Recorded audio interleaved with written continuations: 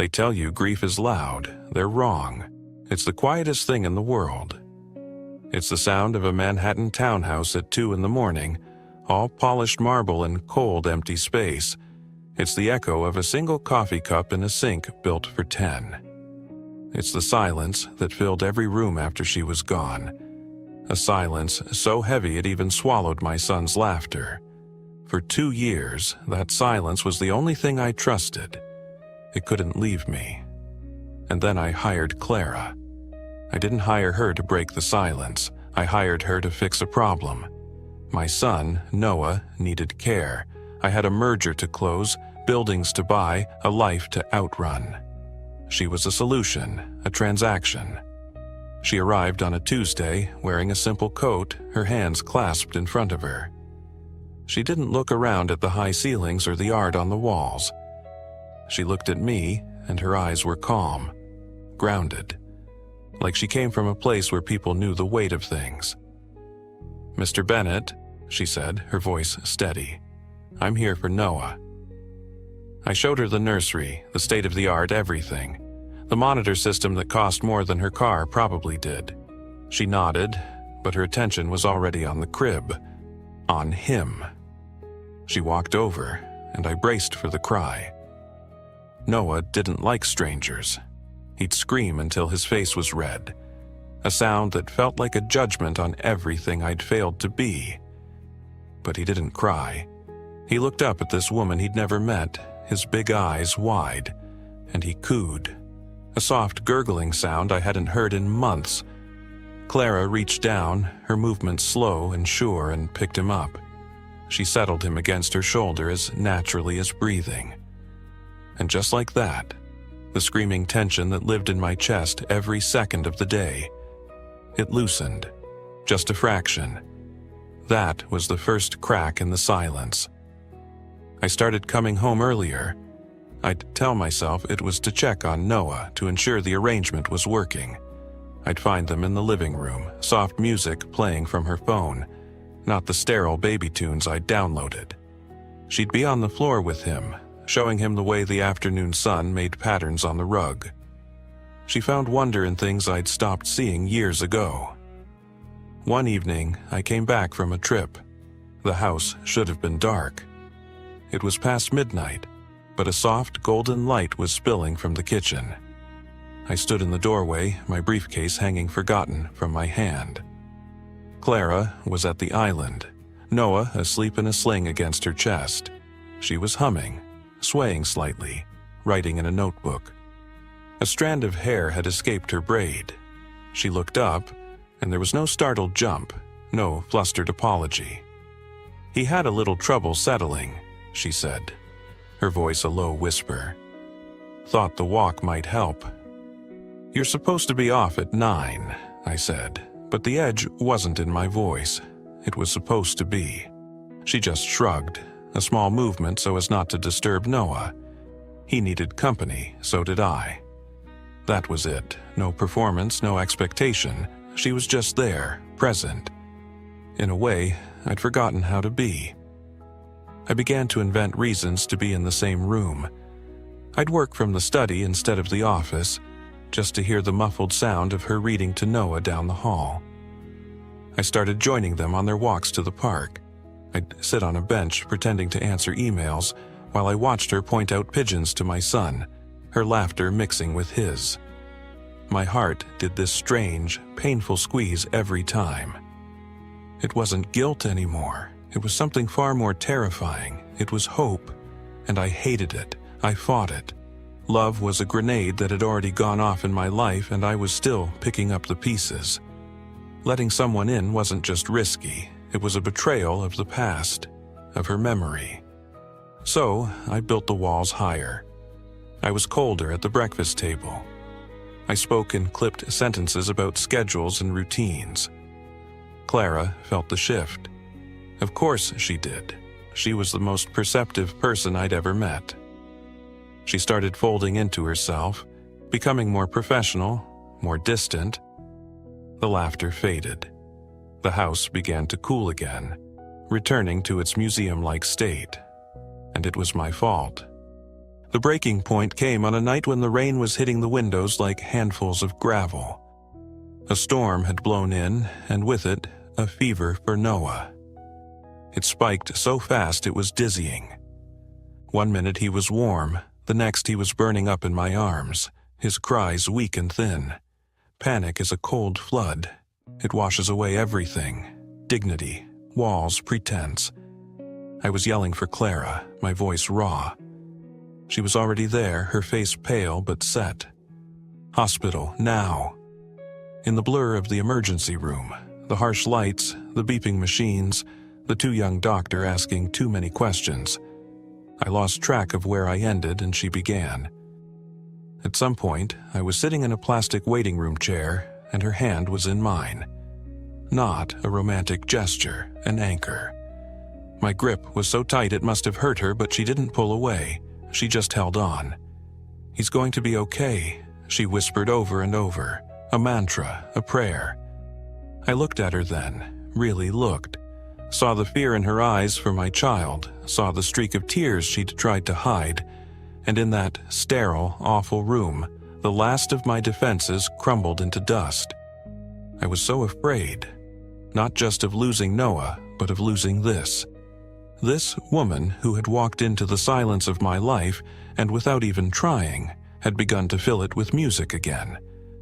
When they finally said it was just a bad infection, that he would be fine, the relief was a physical collapse. We brought him home, both of us exhausted to the bone. I put Noah to bed, my hand resting on his cool, sleeping forehead for a long time.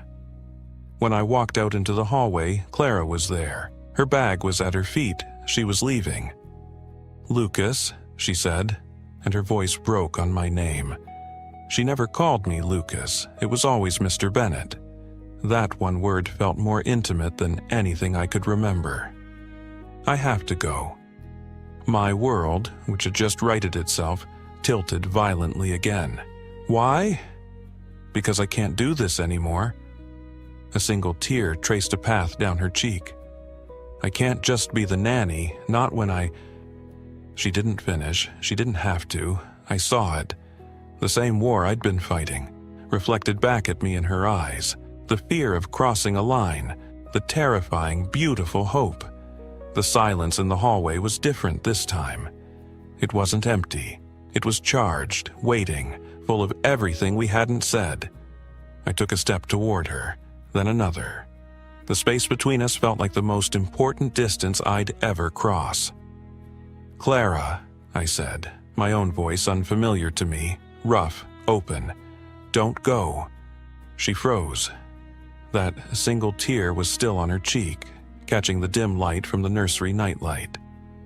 For a second, the only sound was the soft hum of the city outside and the ragged pull of my own breathing. I'd said it. The one thing I'd sworn I'd never let myself say to anyone again. "Don't go." The words hung there, fragile. I watched her shoulders tense, saw her fingers twist together. She looked down at her bag, then back at me, and the conflict in her eyes was a physical thing. "Lucas, I'm your employee. It's not why I'm here." "I know why you're here," I said, and I took the last step that closed the distance between us. I didn't touch her. I just stood there, in her space, letting her see everything I'd locked away. "You're here because my son smiles for you. You're here because you make oatmeal taste like something magical, and you find constellations in the ceiling cracks. You're here because for the first time in 2 years this house doesn't feel like a tomb." Her breath hitched. "I can't be a replacement." "You think that's what this is?" The pain in her voice cut through me. "Clara, look at me." She did, her eyes wide and glistening. "You didn't replace a single memory. You didn't erase a moment of what I had. You walked into the aftermath. You saw the wreckage of me, and you didn't flinch. You just started picking up the pieces, not even knowing if they could ever fit together again." I reached out then, my hand hovering near her arm before I let it fall. I was terrified. More than in any boardroom, more than when I signed my first $1 million deal, this was the real currency. This was everything.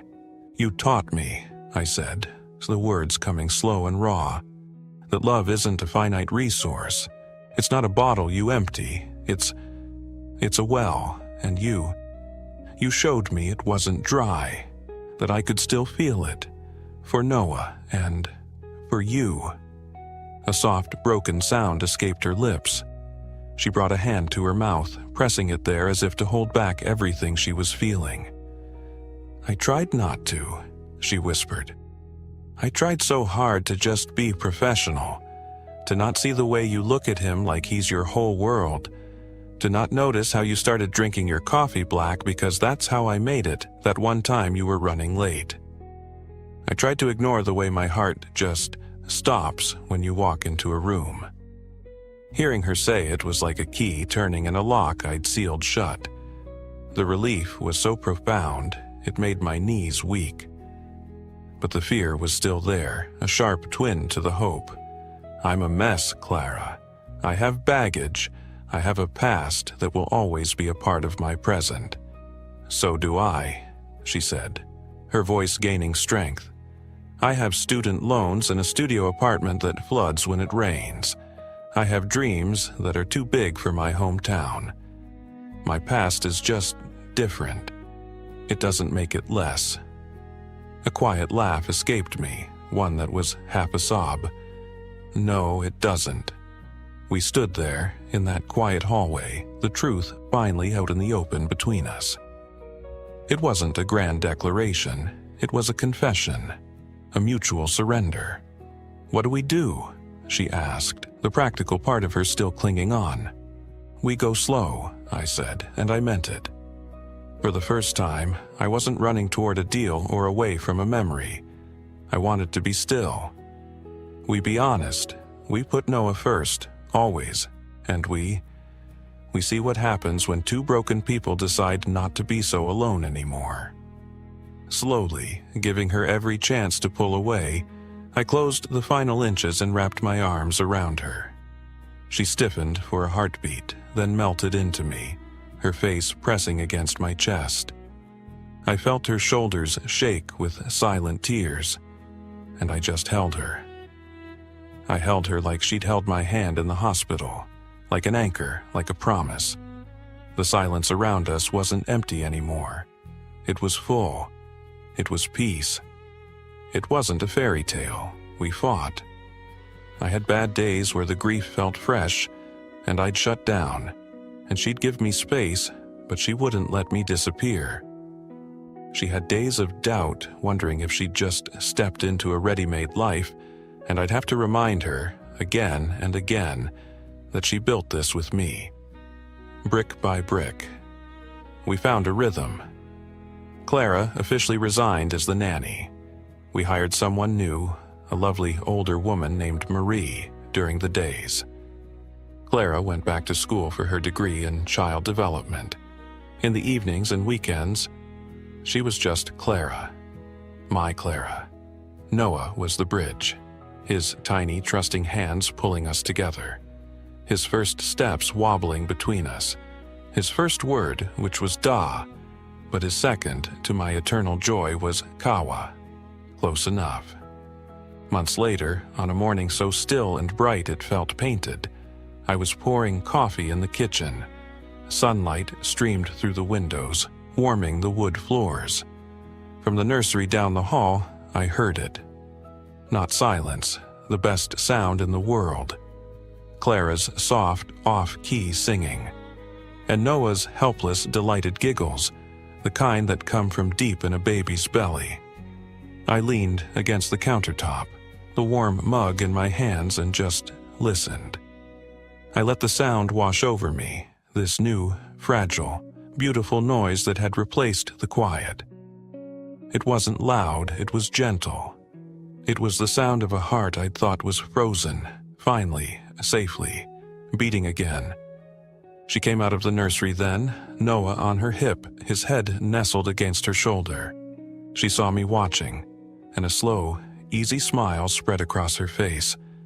No walls, no shadows, just her. "Good morning," she said. "Yeah," I said, my voice thick with a gratitude too big for words.